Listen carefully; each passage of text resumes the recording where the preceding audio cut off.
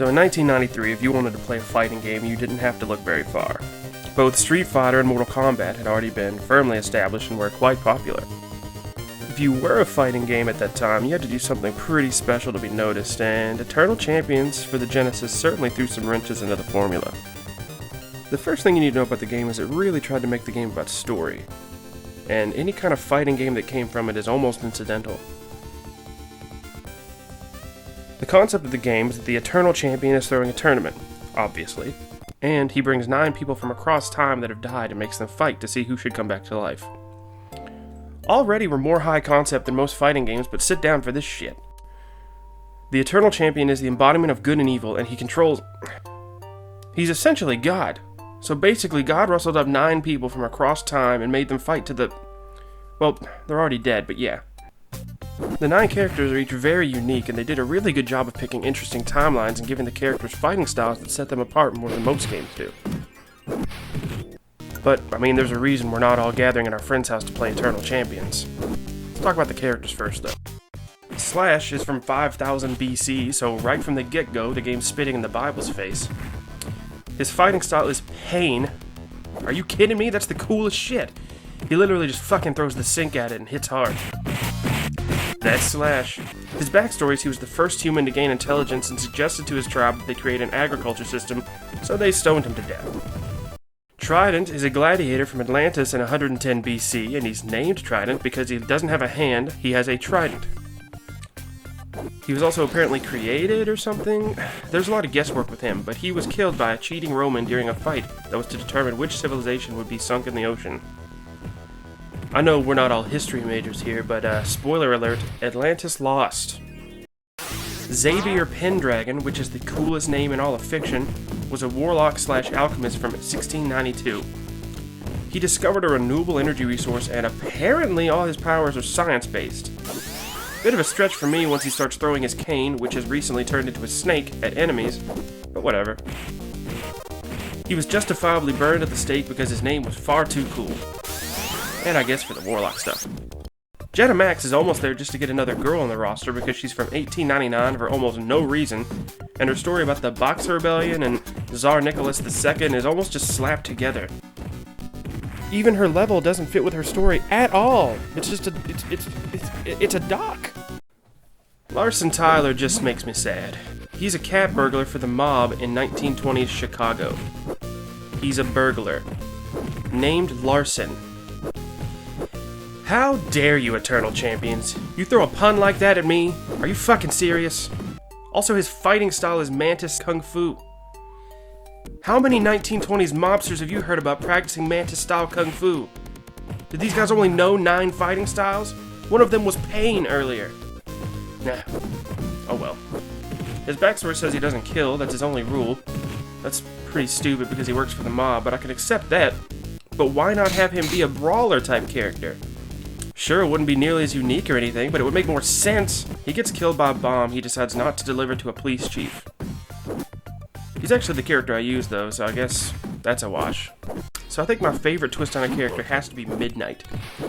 He's a vampire, but don't you box him in just yet. He was a biochemist in 1967 that got his powers through science.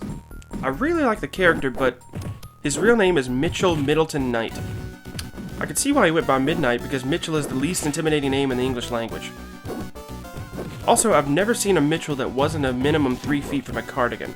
Midnight is also the only character from both the past and the future, because even though he turned in 1967, he isn't killed until 2100 when a vampire hunter drops a magnesium stake through his heart. Which, for reference, is a badass way to go. Shadow Yamato is a ninja assassin from 1993.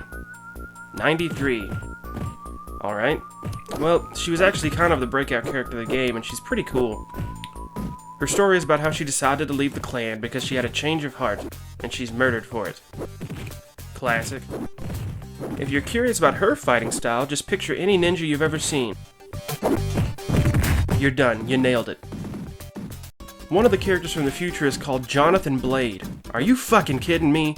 There has to be more than one person naming these characters because I refuse to believe the same person who named Jonathan Blade and Xavier fucking Pendragon also named Larson and Mitchell. Anyway, Blade was a bounty hunter hunting a mad scientist who's trying to unleash a virus because in '93 that was the single most futuristic thing imaginable. He doesn't stop him, and if you've been paying attention, you'd know that he's dead.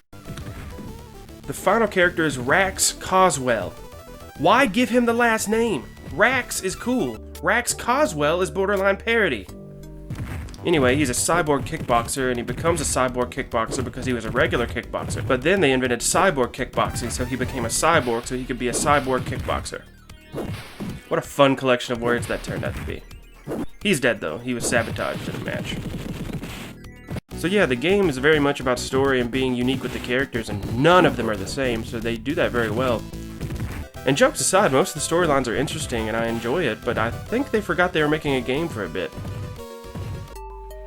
I remember as a kid reading the manual, and there was maybe 3 pages of anything related to controls or moves, and like 20 devoted to story.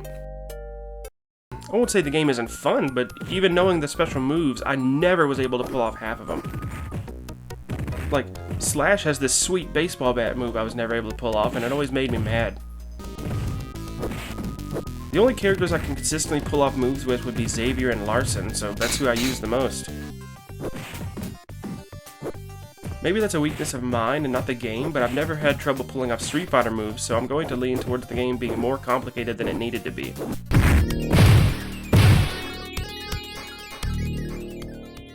Another weird thing is instead of fatalities you get overkills if you manage to defeat your opponent in the right spot on the stage. I've only seen one, of course, because sometimes even if I do it right, the spot won't trigger. Again, that could be me, but...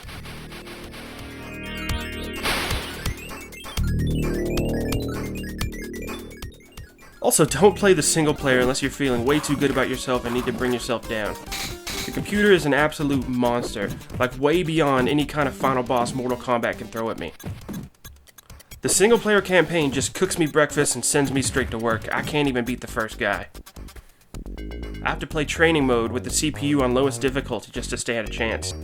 There are some other cool single player modes like Battle Room with items and a couple of different training options to play around with too.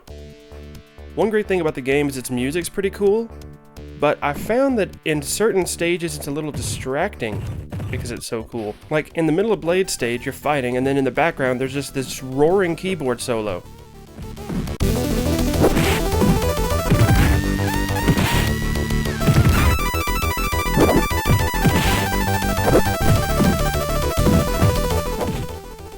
Like, what did they do? Bring Rick Wakeman in to record this and then they just had to put him in there? I don't know, but it's distracting, it's loud.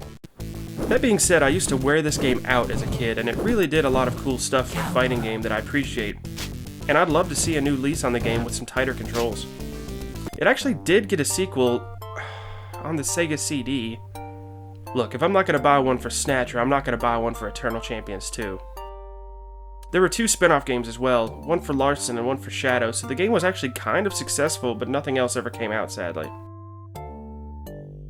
The game is on the Wii Virtual Console, but it's never been released on any of the Genesis collections that Sega does, and it doesn't look like we'll ever get anything new. It's not a game you should rush out and buy, but definitely an interesting game if you're bored and want to check it out. That's actually a real shame, because if the reason Mortal Kombat games have proved anything, it's that there's definitely more room for stories in fighting games now. And for all the things Eternal Champions brought to the table that was weak, the story was actually pretty cool.